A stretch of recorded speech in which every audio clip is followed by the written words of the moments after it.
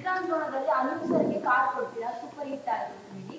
Maths ಅಲ್ಲಿ ವಿಜಯ್ ಸರ್ಗೆ ಕೊಡ್ತೀರಾ, ಮಾರ್ಕ್ ಕೂಡ ಅವರೇ ಡೈರೆಕ್ಟ್ ಮಾಡ್ತಾ ಇದ್ದಾರೆ. ಏನಾದ್ರು ಬೇರೆ ಗಿಫ್ಟ್ ಏನಾದ್ರು?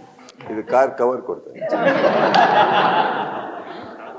ಕೊಟ್ಟಿರೋದನ್ನ ಪ್ರೊಟೆಕ್ಟ್ ಮಾಡ್ಕೊಳ್ಳಿ. ನಾನು ಕಾರ್ ಕೊಟ್ಟಿದ್ದಕ್ಕೆ ಕಾರಣ ಇದೆ, ಅದಕ್ಕೆಲ್ಲ ಬೇರೆ ಏನಿಲ್ಲ.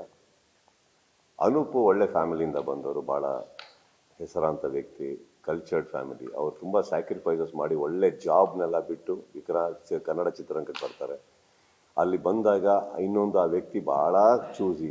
ಹಾಗಿದ್ದಾಗ ಎಲ್ಲೋ ಒಂದು ಅವ್ರ ಮನೇಲೂ ಅವ್ರ ವೈಫು ಕೆಲಸ ಮಾಡ್ತಾರೆ. ಹಾಗೆ ಬಂದಾಗ ತುಂಬ ಒಂದಿದ್ದಾಗ ಏನೋ ಒಂದು ಕಾರು ಇರೋದನ್ನು ಕೊಟ್ಟಿದ್ರು, ಅವರು ತೊಗೊಂಡಿರಲಿಲ್ಲ. ರಾತ್ರಿ ನನಗೊಂದು ಅಭ್ಯಾಸ ಇದೆ, 2 ಗಂಟೆ 3 ಗಂಟೆಗೆ ಫೋನ್ ಹಾಕಿ ಕರೆಯೋದು. ಏನಾರು ಮೀಟಿಂಗ್ ಬಂದರೆ ಅಲ್ಲೇ ಪಕ್ಕದಲ್ಲೇ ಇರೋದು, ಅನೂಪ್ ಏನು ಮಾಡ್ತಾರೆ, ಬನ್ನಿಲ್ಲ ಅರ್ಜೆಂಟ್ ಏನೋ ಮಾತಾಡಬೇಕು. ಅವ್ರು ಬರ್ತಾರೆ. ಒಂದು ದಿವಸ ಬಂದು ಹೋಗಬೇಕಾದ್ರೆ ಅವರು ಕಾರು ಎಲ್ಲಿ ಪಾರ್ಕ್ ಮಾಡಿದ್ದಾರೆ ಅಂದರೆ, ಇಲ್ಲ ನಡ್ಕೊಂಡು ಹೋಗ್ತೀನಿ, ಇಲ್ಲ ಕ್ಯಾಬಲ್ಲಿ ಹೋಗ್ತೀನಿ ಅಂದರೆ. ಏನಕ್ಕೆ ಕೇಳಿದಾಗ ಅವ್ರು ಇರಲಿಲ್ಲ ಅವ್ರ ಹತ್ರ. ಅದು ತಲೆಯಲ್ಲಿತ್ತು ನನಗೆ.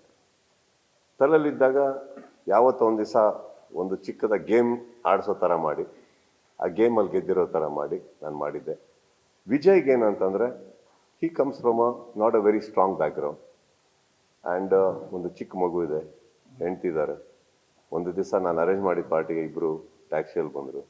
ನನ್ನ ನಿರ್ದೇಶಕರು ಹಂಗಿರೋದು ನನಗಿಷ್ಟ ಇಲ್ಲ. ಆ ಮಗು ಆ ತಂದೆನ ತುಂಬ ಹೆಮ್ಮೆಯಿಂದ ನೋಡಬೇಕು, ನನ್ನ ಆಸೆ. ಅದಕ್ಕೆ ಕೊಟ್ಟನೆ ಹೊರತು ಬೇರೆ ಏನಕ್ಕೆ ನನ್ನ ಹತ್ರ ಎಕ್ಸಸ್ ದುಡ್ಡಿದೆ ಅಂತ ಅಲ್ಲ. That's all.